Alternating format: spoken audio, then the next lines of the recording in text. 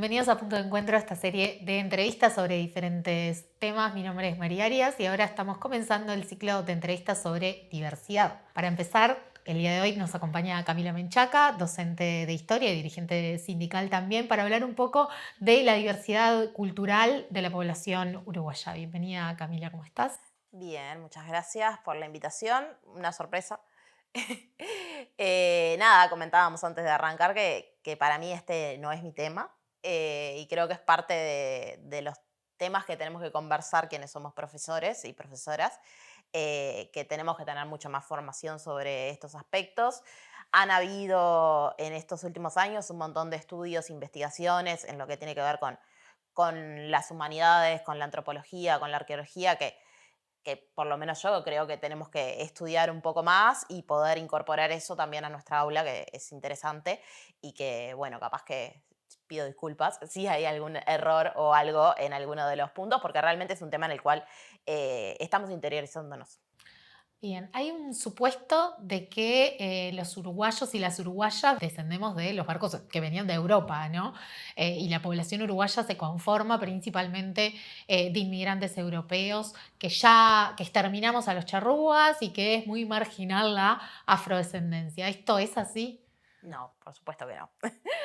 Por supuesto que no, y no desde siempre. De hecho, no solo hay naciones preexistentes al Estado, la invasión, la colonización española por parte de indígenas, sino que de hecho la propia colonización española incorporó desde el día uno, desde previo incluso a su desarrollo, la llegada de personas esclavizadas. Por lo tanto, afirmar que somos una nación de gente que llegó de los barcos desde Europa no es real. Lo que sí ha habido es un proceso desde las élites políticas de blanqueamiento de la historia, en donde no solo se le ha quitado relevancia a las distintas poblaciones, tanto afro como indígenas, y todo lo que se denomina como mestizaje, que también creo que es un elemento que se tiene que empezar a cuestionar.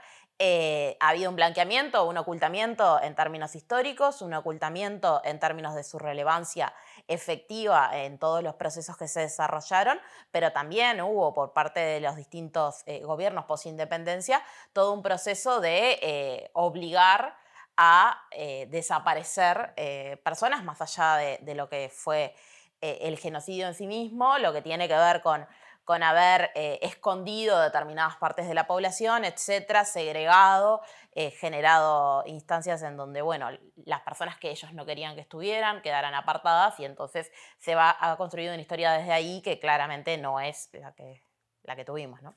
Bueno, vos algo mencionabas, la falta de estudio y de investigación al respecto. ¿Qué rol juegan las instituciones, desde la educación, por ejemplo, en la construcción de ese imaginario social? Bien, nosotras cuando íbamos a la escuela probablemente a todas nos dijeron que acá los negros vivían mejor que en otros lados, que acá eran empleados domésticos y entonces tenían una vida mucho más digna y buena, que acá los indios estaban por fuera de las ciudades y que bueno, tenían algunos vínculos, pero en realidad no habían algunos contactos, y todo eso no es real. En parte porque invisibiliza cuestiones que son importantes, ¿no? Cuando una persona llega a estar esclavizada, lo primero que se le quita es su libertad y de la mano de su libertad lo que tiene que ver con su condición de humano, ¿no? Tú perdes tu condición de humano porque pasás a estar al servicio de otro que pueda hacer con vos lo que quieras. Entonces, eso de, bueno, de última acá se los trataba mejor, invisibiliza esta cuestión que es central. Una persona que deja de ser considerada persona y pasa a ser un bien de mercado y un bien de uso cuya mano de obra puede ser utilizada.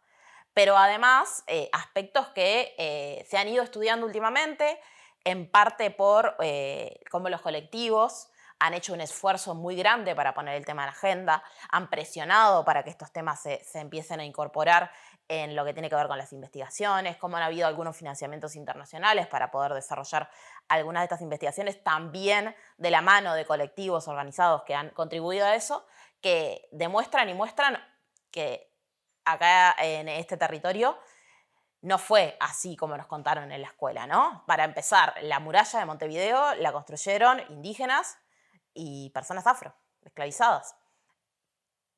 Pongamos o sea, tratemos de dimensionar en un territorio en el cual hay que trasladar muchísimos kilómetros, determinadas piedras para armar una muralla, evidentemente no es un trabajo liviano, ¿no? Y así fuera liviano igual sería grave, pero quedó invisibilizado, por ejemplo, con esta idea de, bueno, del gaucho que estaba en el campo, etcétera, que en realidad en términos de las estancias el trabajo permanente era por parte de las personas esclavizadas y que el gaucho venía en la época zafral para el desarrollo de determinadas tareas, ¿no? Se ha invisibilizado mucho el rol que han tenido los indígenas en relación al desarrollo de este territorio, en el vínculo, obviamente, con lo que fue la revolución, pero luego también, luego de lo que fue el genocidio, que hoy en día es un tema discutido, si eso no es genocidio y cuál es la legislación al respecto, bueno, parece que ahí desaparecieron todos los indígenas, lo cual tampoco es cierto, ¿no? El último censo no sabemos qué pasó, no sabemos cuáles son los resultados del último censo, así que no podemos dar algunos números con certeza, pero el de 2011 establecía que casi el 10% de la población es afro y se han estudiado que en departamentos completos 20-25% de la población tiene algún tipo de origen indígena. Y ese origen indígena, en términos globales, también está estudiado que es por vía materna. Es decir, estamos hablando de un conjunto de personas, siglos, décadas, en los cuales hubo un conjunto de mujeres sometidas al hombre blanco que por la fuerza tuvieron un conjunto de hijos que llamamos mestizos, ¿no? Que realmente cuando nosotros analizamos y hacemos esas genealogías nos damos cuenta de que no solo la situación de los indígenas era terrible por la cuestión de la segregación, la cuestión del trabajo forzado en algunas comunidades, no en todas, de la expulsión y posteriormente el genocidio y el ocultamiento, sino que también hubo una cuestión sobre el cuerpo de la mujer específicamente que quedan los rasgos a nivel genético en el Uruguay, más allá de otros aspectos que han quedado invisibilizados. ¿Cómo impacta todo esto en la construcción de la identidad uruguaya? Bien, la construcción de la identidad uruguaya lo que pasa que se ha ido modificando con el tiempo. El genocidio de Salsipuedes, actualmente hay varios estudios al respecto porque se está justamente analizando si cabe o no cabe el concepto de genocidio. Los últimos autores que yo leí explican con mucha claridad que sí, porque hubo una intencionalidad política del Estado de hacer desaparecer un pueblo. Lo que generaron fue, punto número uno, el asesinato de un montón de personas en ese momento, ¿no? En ese episodio tan terrible, ¿no? En donde los indígenas le decían, don frutos, están matando amigos, y como esa traición respecto de aquellos que habían estado mano a mano con el ejército oriental en el marco del proceso de independencia, luego generó un ocultamiento, es decir, los niños y las mujeres debían ser entregadas a distintas familias blancas que se tenían que hacer cargo de ellos hasta que crecieran, o de esa mujer después iba a quedar en manos de su hijo cuando el hijo creciera, ¿no?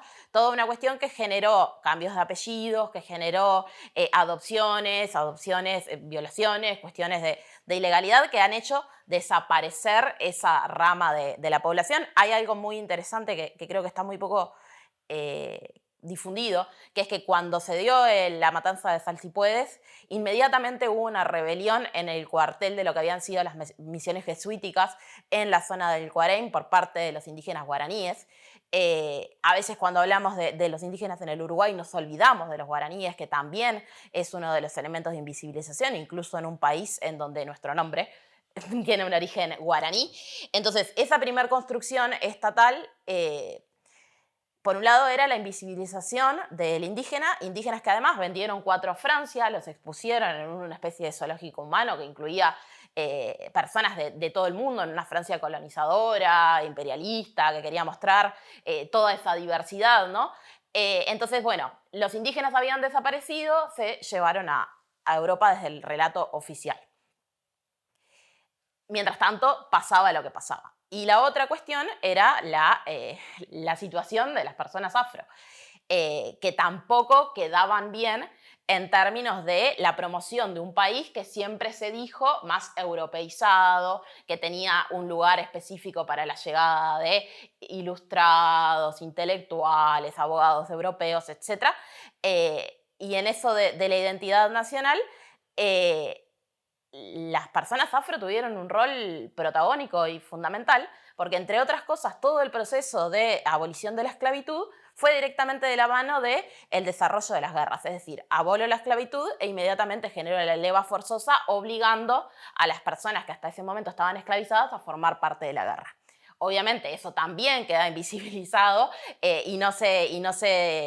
no es reconocido por las personas de la época y luego se da un proceso de segregación importante para esconder a esas personas cuando llegasen los europeos. Entonces, tanto el Partido Colorado como el Partido Nacional, con objetivos diferentes, uno por trabajo sobre lo europeo, sobre mostrar que el Uruguay era aquel que estaba más en condiciones de parecerse a Europa, y por otro lado, la construcción desde el Partido Nacional de una identidad nacional que estaba vinculada al gaucho y al pausano, que en realidad también tiene un origen indígena y afro, pero bueno, ese gaucho supuestamente blanco, por las dos vías se termina ocultando esto, que en realidad es constitutivo del desarrollo de este territorio, ¿no? No se puede pensar el Uruguay en esas tres categorías que nosotros hablamos, banda pradera, frontera y puerto, que lo tenemos así, los profes de historia metidos en la cabeza, sin considerar que el puerto de Montevideo era el puerto esclavista de la zona.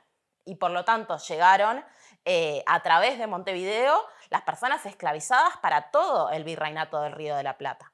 Estamos hablando de que también acá hay estudios contradictorios, 65.000 personas o 200.000 personas en ese margen, personas esclavizadas que venían del África o personas esclavizadas que venían de la zona del Brasil. Entonces, estamos hablando de números que tienen una magnitud tan grande que llama la atención que hayan estado ocultos y que cuando hablamos de la lucha de puertos, por ejemplo, no se pongan en consideración. Estamos en una nueva etapa inmigratoria. ¿Qué desafíos implica eso a nivel de la construcción social actual? Bueno, eso es más personal que profesional, ¿no? Evidentemente nos genera desafíos de todo tipo y color, en términos, por un lado, de que no se oculte quienes estaban por la presencia de nuevas personas, ¿no? Eso capaz que es para estudiar un poco más, para analizar un poco más, pero no olvidarnos que tenemos un 10% de población afro, con independencia de que está llegando población afro desde otros lugares del mundo, ¿no? Que eso podría ser una de las cosas que sucedan y que obviamente no está bueno invisibilizar. Indudablemente tenemos que considerar esos aspectos en relación al desarrollo de políticas sociales y públicas que permitan una inserción en la sociedad, un vínculo con la sociedad uruguaya sin la pérdida de las identidades que aquellas personas que vienen quieran conservar.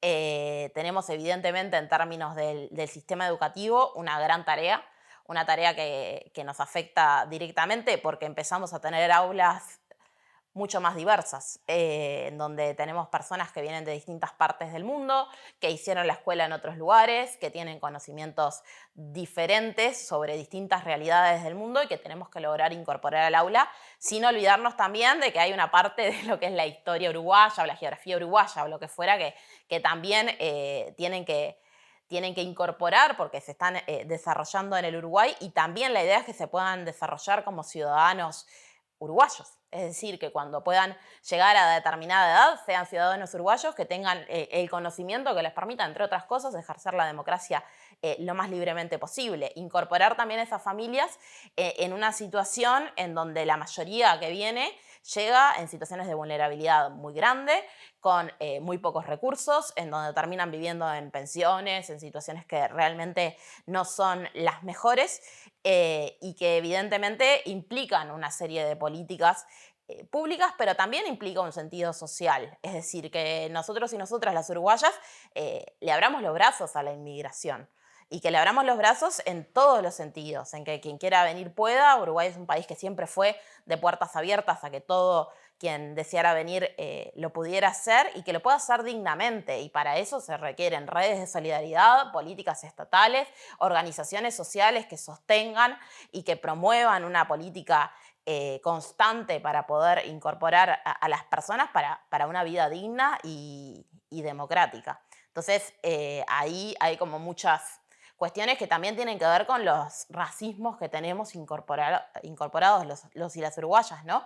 El querer que vengan de determinados países, bueno, si vienen de Argentina está bien, pero si vienen de Dominicana de repente no tanto, ese racismo incorporado que nosotros tenemos que combatir muy fuertemente y que además, de nuevo, el censo no está, pero todo indica que estamos en un proceso con una brecha en términos de natalidad importante. Hay personas que hablan de un bono demográfico, es decir, que van a nacer menos niñas y niñas, y de alguna manera tenemos que ver cómo subsiste nuestro país. Yo la verdad desconozco si es bueno o es malo aumentar la cantidad de población o disminuirla, no es mi tema, los demógrafos se tendrán que poner a estudiar sobre eso. Ahora, en un contexto de un país que se va envejeciendo, que venga un montón de gente, parece ser muy interesante, parece ser muy positivo en términos de el desarrollo humano, el desarrollo de la sociedad, el desarrollo económico. Por lo tanto, deberíamos tener una actitud mucho más proactiva en relación con eso. Y lo que se ve es una política de que en cierto punto es marginatoria, pero que además se expresa en el tipo de trabajos al que acceden, las dificultades que hay a veces para poder hacer algunos trámites, más allá de que en el Uruguay y es muy saludable y proviene de políticas de larga data, acceder a la cédula uruguaya es fácil, no así a la ciudadanía en relación al voto, que es algo que también deberíamos poner en discusión, ¿no? Entonces, bueno, desafíos muchos, pero creo que son desafíos positivos, es decir, que nos pongamos en rol proactivo sobre esto y que podamos pensar juntos y juntas un país más amplio, más diverso, más abierto a todos y todas. Bueno, Camila, muchas gracias por estar acá A ustedes por el espacio. y nos vemos en el próximo punto de encuentro.